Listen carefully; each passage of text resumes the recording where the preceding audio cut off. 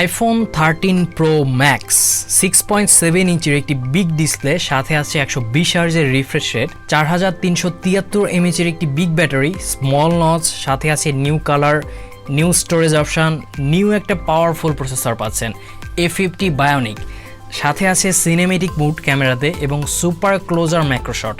Hello guys, আসসালামু আলাইকুম, কেমন আছেন সবাই? আমি পিয়াস আছি আপনাদের সাথে টেকমোকজের পক্ষ থেকে। হাজির হয়ে গেলাম আপনাদের সামনে নতুন একটা ফোনকে নিয়ে। সো আজকে আমরা কথা বলতেছি iPhone 13 Pro Maxকে নিয়ে। iPhone 13 Pro Max আপনারা 4টি ভেরিয়েন্টে মার্কেটে অ্যাভেলেবেল পাবেন, 6128GB, 8256GB, 8512GB এবং 81TB ভেরিয়েন্ট। 6128GB যে বেস ভেরিয়েন্টটি, এই ভেরিয়েন্টটির প্রাইস রাখা হয়েছে গ্লোবালি $1099, যেটি আমাদের বাংলাদেশে পাওয়া যাচ্ছে 1,40,000 টাকায়। সো নতুন ফোন, সো বাংলাদেশে প্রাইসটা এখন একটু বেশি, আস্তে আস্তে স্বাভাবিক হবে। সো এই ফোনটি আপনাদেরকে কী নতুন ফিচার অফার করছে সেই সবগুলো বিষয়ে আজকের ভিডিওতে কথা বলবো। সো চ্যানেলে যারা নতুন আছেন প্লিজ চ্যানেলটি সাবস্ক্রাইব করে নিন। চলুন ভিডিওটি শুরু করি।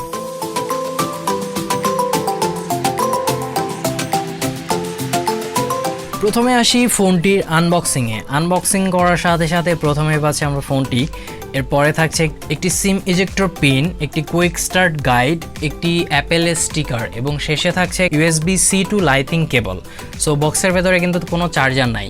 এই ফোনটি 20 ওয়াটের ফাস্ট চার্জ সাপোর্ট করে। সো আপনাদের কাছে যদি চার্জার থাকে তাহলে তো ভালো, আর যদি চার্জার না থাকে তাহলে আপনাদেরকে এক্সট্রাভাবে কিনে ইউজ করতে হবে। সো এক্সট্রাভাবে কেনার জন্য আপনাদেরকে $20 পে করতে হবে। লুকস এবং ডিজাইনের কথা বলতে গেলে 12 Pro Maxের যে ডিজাইনটি দেওয়া হয়েছিল 13 Pro Maxেও সেম ডিজাইনই আমার কাছে মনে হয়েছে, শুধু ক্যামেরাতে কিছুটা চেঞ্জ আছে। ক্যামেরা লেআউটটা একটু চেঞ্জ করা হয়েছে। অ্যাকচুয়ালি ক্যামেরা লেআউটটা 12 Pro Maxের তুলনায় কিছুটা বড়, আর ক্যামেরা বামটাও একটু বেশি। আর ওজনের দিক থেকেও কিন্তু ডিফারেন্স আছে, যেমন 12 Pro Maxে থিকনেস দেওয়া হয়েছিল 7.4 মিলিমিটার, আর 13 Pro Maxের থিকনেস দেওয়া হয়েছে 7.7 মিলিমিটার।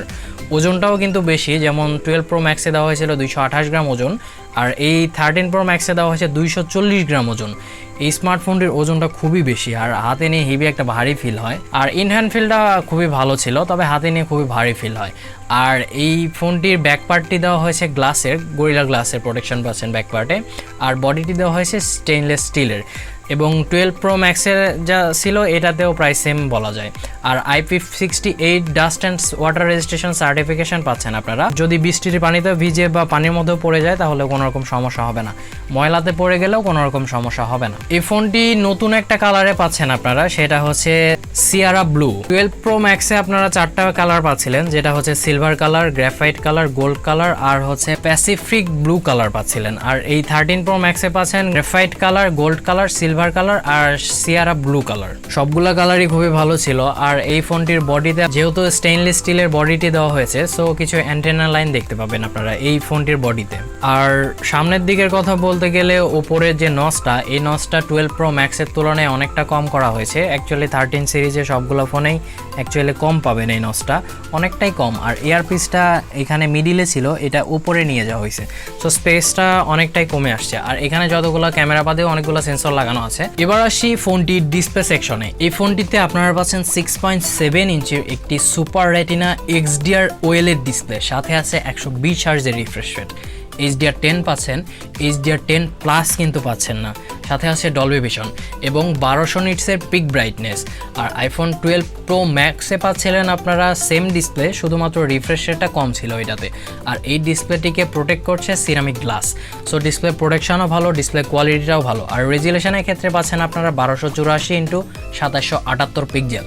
সো ডিসপ্লে কোয়ালিটি খুবই ভালো ছিল, ডিসপ্লে চিন এবং ব্যাজেলটা ছিল খুবই কম। আর ডিসপ্লেটির উপরে একটি নচ দেওয়া হয়েছে, নচের পরিমাণটাও আগের তুলনায় অনেকটা কম হয়েছে। ডিসপ্লেটির মাল্টিমিডিয়ার পারফরমেন্সের কথা বলতে গেলে ডিসপ্লেটির মাল্টিমিডিয়া পারফরমেন্স ছিল খুবই ভালো। যতগুলো ভিডিও দেখেছি সবগুলো থেকে ন্যাচারাল টাইপেরই কালার পেয়েছি। এই ডিসপ্লেটির ভিউইং অ্যাঙ্গেলে ছিল খুবই ভালো এবং শার্পনেসের পরিমাণও ছিল খুবই ভালো। সো এক কথায় বলা যায় যে খুবই ভালো লেভেলের ডিসপ্লে দিয়েছে অ্যাপেল এখানে।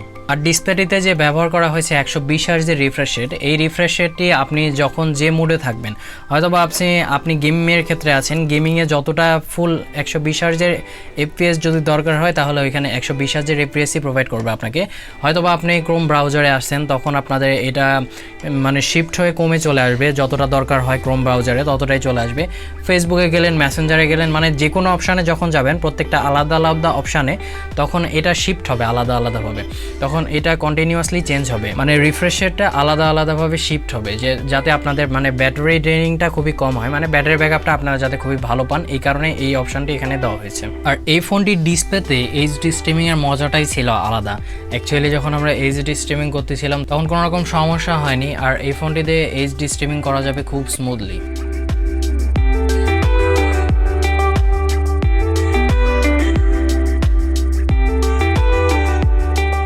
ফোনটিতে আপনারা পাচ্ছেন dual stereo speaker, so speaker quality ছিল খুবই ভালো, সুন্দর লাউড ছিল এবং সুন্দর বিট প্রডিউস করছিল।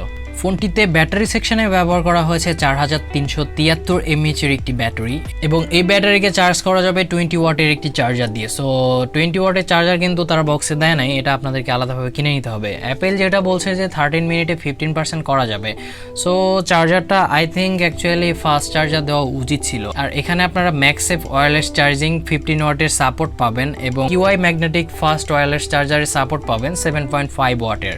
আর অ্যাপেল যেটা বলছে যে এই ফোনটি দিয়ে 28 আওয়ার্স কন্টিনিউয়াসলি প্লেব্যাক করা যাবে, কোনো রকম সমস্যা হবে না এবং ভালো ব্যাটারি ব্যাকআপ পাওয়া যাবে। যদি আমরা কম্পেয়ার করি 12 প্রো ম্যাক্সের সাথে, তাহলে ওইটাতে দেওয়া হয়েছিল 3687 mAh এর একটি ব্যাটারি, যেটা অনেকটাই কম। সো ওইটা থেকে এটাতে ব্যাটারি ব্যাকআপটা আপনারা ভালো পাবেন। প্রসেসরের কথা বলতে গেলে এই ফোনটিতে আপনারা পাচ্ছেন অ্যাপেলের A50 Bionic Processor, যেটি 5 ন্যানোমিটারের এবং 3.22 গিগাহার্টজের, এবং জিপিইউ সেকশনে পাচ্ছেন অ্যাপেলের জিপিইউ যেটি 5 কোর গ্রাফিক্সের। সো প্রসেসরের ক্ষেত্রে খুবই ভালো লেভেলের পারফরমেন্স করেছে এই ফোনটি। আর যদি আমরা কম্পেয়ার করি 12 প্রো ম্যাক্সের সাথে, তাহলে ওইটাতে ব্যবহার করা হয়েছিল A14 processor, A40 bionic processor, যেটিও 5 ন্যানোমিটারের ছিল তবে 3.1 গিগাহার্টজের, এবং জিপিইউতে 4 কোরের জিপিইউ ব্যবহার করা হয়েছিল। সো ওইটার তুলনায় এটার পারফরমেন্সটা অনেকটাই বেশি পাবেন আপনারা। অ্যাপেল যেটা বলছে যে 15% ফাস্টার পারফরমেন্স পাবেন অন্যান্য যতগুলো ওল্ড আইফোন আছে তার তুলনায়। আর এখানে যে প্রসেসরটি ব্যবহার করা হয়েছে A50 বায়োনিক প্রসেসর, এই প্রসেসরটি খুবই ভালো লেভেলের একটি প্রসেসর, কারণ এখন থেকে প্রায় 3 বছর পরও যে এখন যে পারফরমেন্সটা পাবেন আপনারা, সামনে 3 বছর পরও কিন্তু সেম লেভেলেরই পারফরমেন্স পাবেন।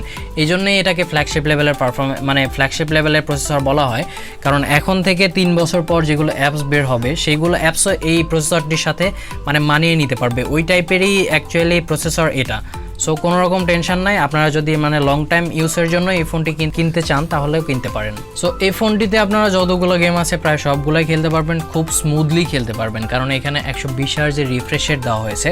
খুব স্মুথলি পারফরমেন্স পেয়েছে আমরা, যতগুলো গেম ছিল সবগুলো থেকেই খুব ভালো একটা লেভেলের পারফরমেন্স করেছে। আলট্রা গ্রাফিক্স এবং আলট্রা ফ্রেম রেটে খেলতে পারবেন, কোনো রকম ল্যাগিংয়ের দেখা পাবেন না, খুব স্মুথলি খেলতে পারবেন। এই ফোনটি থেকে গিগবেঞ্চ স্কোর পেয়েছি আমরা 1719, যেটা আমার কাছে মোটামুটি ইমপ্রেসিভ লেভেলেরই মনে হয়েছে। আর হিটিং ইস্যুর কথা বলতে গেলে 1 থেকে 1.5 ঘন্টার মতো গেম খেলার পরেও 38 বা 37 ডিগ্রির মতো সেলসিয়াস তাপমাত্রায় হিটিং ইস্যু থাকছিল। সো এটা অতটা খারাপ বলা যায় না, একদম স্বাভাবিক বলা যায়।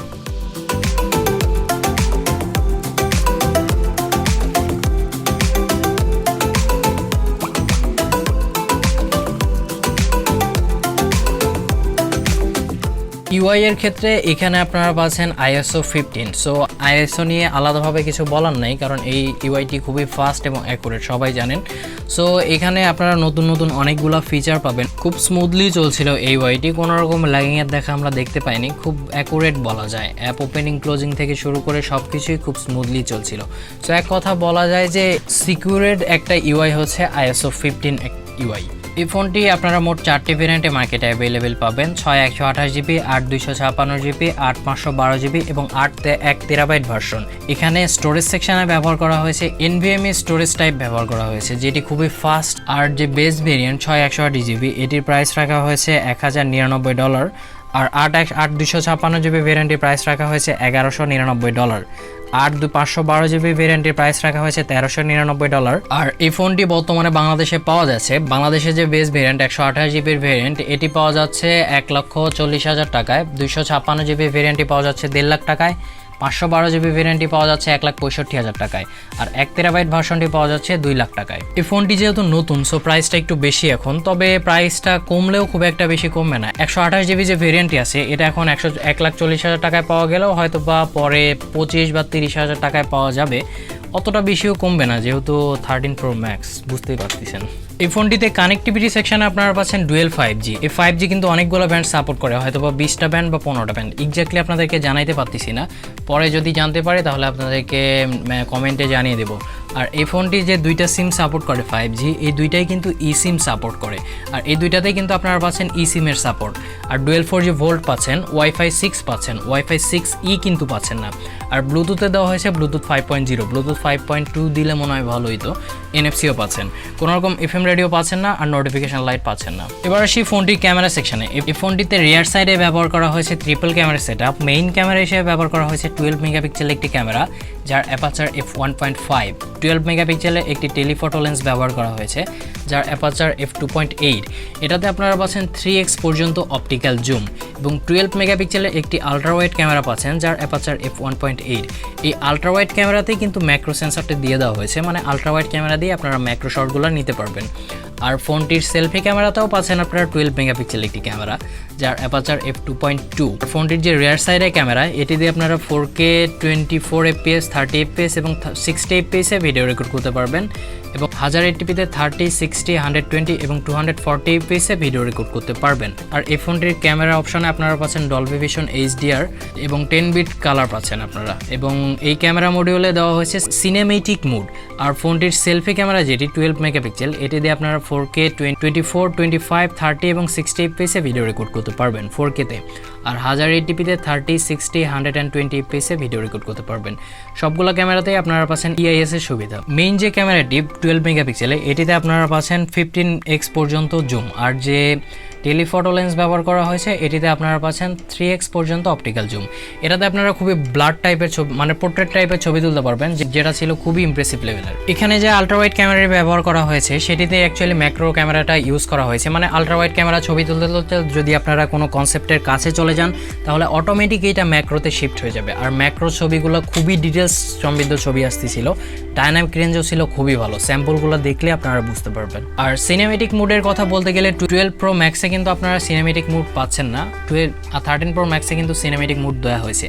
এটাতে কি হয়, সিনেমেটিক মুড ভিডিও করার সময়, সিনেমেটিক মুডে ভিডিও করার সময় কিন্তু ফোকাসটা একটা অবজেক্টেই মানে ফোকাস করে, জাস্ট আপনারা ফোকাসটা যখন তখন মানে আপনারা ভিডিও চলাকালীনই ফোকাসটা একটা ফেস থেকে অন্য ফেসে বা একটা অবজেক্ট থেকে অন্য অবজেক্টে নিয়ে যেতে পারবেন।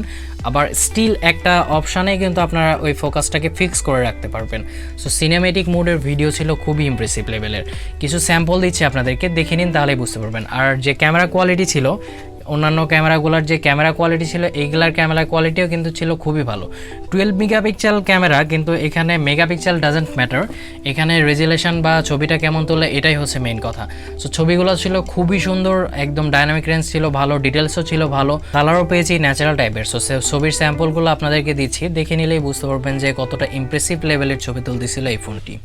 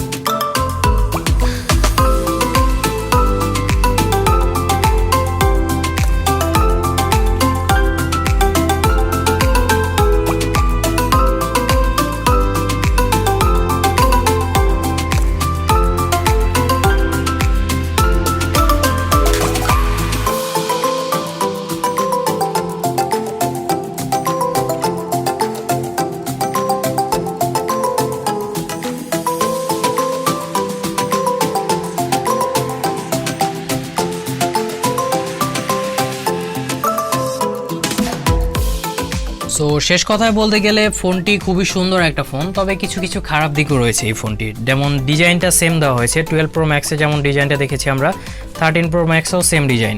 সো তারপরে চার্জারের ক্ষেত্রেও কোনো রকম ফাস্ট চার্জার কিন্তু দেওয়া হয়নি, 20 ওয়াটের একটি চার্জার দেওয়া হয়েছে, যেটাকে অ্যাকচুয়ালি ফাস্ট চার্জার বলা হয় না। সো 20 ওয়াটের চার্জারের বদলে এখানে যদি 33 ওয়াটের চার্জারও ব্যবহার করা হতো তাহলে আমার মনে হয় খুব ভালো হতো, কারণ অ্যান্ড্রয়েড ফোনগুলোতে আমরা দেখেছি যে 120 ওয়াট পর্যন্ত চার্জার তারা বক্সে প্রোভাইড করছে, না হলে তো 65 ওয়াটের চার্জারও দিচ্ছে তারা। সো ওইটা দিয়ে কিন্তু খুবই ফাস্টলি ফোনকে চার্জ করা যায়। এখানে কিন্তু ওইরকমভাবে আপনারা ফাস্ট চার্জারের সুবিধাটা পাচ্ছেন না। আর ফোনটির ওয়েটের কথা বলতে গেলে ওয়েটটা কিন্তু খুবই বেশি, 240 গ্রাম ওজন এই ফোনটির, মানে খুবই বেশি, হাতে নিয়ে সত্যি খুবই ভারী ফিল হয়। 12 Pro Maxে কিন্তু ওজনটা অনেকটা কম ছিল, সো আইফোনের উচিত ওজনটাকে আরও কমায় নিয়ে আসা আর ফোনটির থিকনেসটাও কমানো। সো এগুলা ফিক্স করা দরকার আইফোনের। আর ভালো দিকের কথা বলতে গেলে খুবই ইমপ্রেসিভ লেভেলে, একদম ফার্স্ট ক্লাস লেভেলের একটা ক্যামেরা পাচ্ছেন। তারপরে পাচ্ছেন এখানে আপনারা ডুয়েল 5G, এখানে eSIM-এর সাপোর্ট পাচ্ছেন। কালারের ক্ষেত্রে নতুন একটা কালার পাচ্ছেন, ডিসপ্লেতে পাচ্ছেন একটা ফার্স্ট ক্লাস টাইপের একটা ডিসপ্লে। সো সব দিক বিবেচনা করে এই রিভিউটি দেখলেই আপনারা বুঝতে পারবেন যে এই ফোনটি আপনাদের জন্য পারফেক্ট হবে কিনা।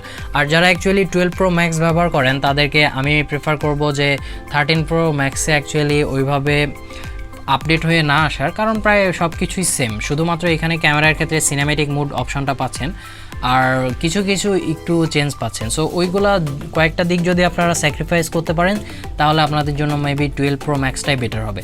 আর যদি আপনি আপডেট করতে চান তাহলে করতে পারেন। এখন প্রাইসটা একটু বেশি আছে, কিছুদিনের মধ্যে হয়তো বা স্বাভাবিক হবে প্রাইসটা। সো iPhone 30 সিরিজের যতগুলো ফোন আছে, iPhone 30 mini, iPhone 30, iPhone 30 Pro, সবগুলো ফোনের রিভিউ আস্তে আস্তে আমাদের চ্যানেলে আপলোড হয়ে যাবে ধীরে ধীরে। সো ভিডিওটি কেমন লাগলো জানাবেন আমাদেরকে। আর এটা ছিল পুরোটাই আমার আইফোনের একটা ফার্স্ট রিভিউ। সো রিভিউটি খারাপ হইতেই পারে, কিছু কিছু ভুল হইতে পারে, সো ক্ষমার দৃষ্টিতে দেখার জন্য অনুরোধ করছি। সো রিভিউটি কেমন লাগলো জানাবেন আমাদেরকে। রিভিউটি যদি ভালো লেগে থাকে তাহলে আমাদের চ্যানেলটিতে প্লিজ সাবস্ক্রাইব করে নেবেন এবং আমাদের ভিডিওতে লাইক করবেন, কমেন্ট করবেন এবং শেয়ার করবেন। ধন্যবাদ সবাইকে।